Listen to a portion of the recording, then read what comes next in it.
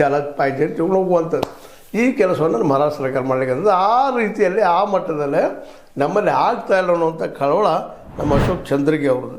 ಯಾಕಂದರೆ ಅಶೋಕ್ ಚಂದ್ರಗೆ ಅವರು ಬಹಳ ವರ್ಷಗಳಿಂದ ಕನ್ನಡದ ಹೋರಾಟ ಮಾಡ್ತಾ ಗಡಿ ಭಾಗದಲ್ಲಿ ಕನ್ನಡದ ಉಳಿವಾಗಿ ತಮ್ಮ ಒಂದು ಏನಪ್ಪ ಅಂದರೆ ವ್ಯಕ್ತಿತ್ವ ಬೆಳೆಸ್ಕೊಂಡು ಬಂದಿದ್ದಾರೆ ಮತ್ತು ಸಾಕಷ್ಟು ಅದರಲ್ಲಿ ಹೋರಾಟ ಮಾಡಿದ್ದಾರೆ. ಅವರ ಎಚ್ ಕೆ ಪಾಟೀಲ್ ಅವರಿಗೆ ಗಡಿ ಉಸ್ತುವಾರಿ ಸಚಿವ ಸ್ಥಾನ ನೀಡಿದ್ದು ಹೊರತುಪಡಿಸಿದರೆ ರಾಜ್ಯ ಸರ್ಕಾರ ಗಡಿ ವಿಚಾರದಲ್ಲಿ ಎಚ್ಚೆತ್ತುಕೊಂಡಿಲ್ಲ. ಗಡಿ ಕನ್ನಡಿಗರಲ್ಲಿ ಭ್ರಮ ನಿರಸನ ಮೂಡಿಸಬೇಡಿ ಅಂಥೇಳಿ ಇವರು ಹೇಳ್ತಾ ಇದ್ದಾರೆ. ನಮ್ಮ ಅಶೋಕ್ ಚಂದ್ರಿಗೆ ಅವರು ಸದಸ್ಯ ಕರ್ನಾಟಕ ಗಡಿ ಪ್ರದೇಶ ಅಭಿವೃದ್ಧಿ ಪ್ರಾಧಿಕಾರದ.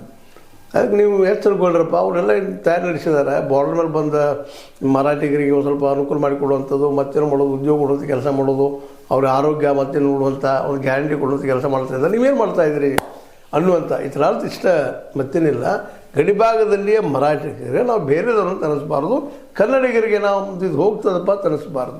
ಆ ದಿಸೆಯಲ್ಲಿ ನೀವು ಕೆಲಸ ಮಾಡಿರಿ ಮತ್ತು ನೀವು ಉನ್ನತ ಅಧಿಕಾರಿಗಳನ್ನ ನೇಮಿಸ್ರಿ ಮತ್ತು ಅದರಲ್ಲೂ ಕಾನೂನಾತ್ಮಕ ಜ್ಞಾನದಂಥವ್ರನ್ನ ತೊಗೊಳ್ರಿ. ಎಚ್ ಕೆ ಪಾಟೀಲ್ ಸಾಮಾನ್ಯರಿಲ್ಲ. ಆಲ್ರೆಡಿ ಈಗಾಗಲೇ ಈ ಒಂದು ಸ್ವಲ್ಪ ಗಡಿ ಸಂರಕ್ಷಣಾ ಆಯೋಗದ ಅಧ್ಯಕ್ಷ ನಿವೃತ್ತ ನ್ಯಾಯಮೂರ್ತಿ ಶಿವರಾಜ್ ಪಾಟೀಲರು ಡಿಸೆಂಬರ್ 8ಕ್ಕೆ ತಮಗೆ ರಾಜೀನಾಮೆ ಕೊಟ್ಟಿದ್ದಾರೆ. ಅವ್ರು ಇನ್ನೊಬ್ಬರು ತೊಗೊಂಡಿಲ್ಲ ಮತ್ತು ತಜ್ಞರನ್ನು. ಅಂದರೆ ಇದರ ಅರ್ಥ ಹೋರಾಟ ಸರಿಯಾಗಿ ಮಾಡಿರಿ, ಈಸಿಯಾಗಿ ತೊಳ್ಕೊಬೇಡ್ರಿ.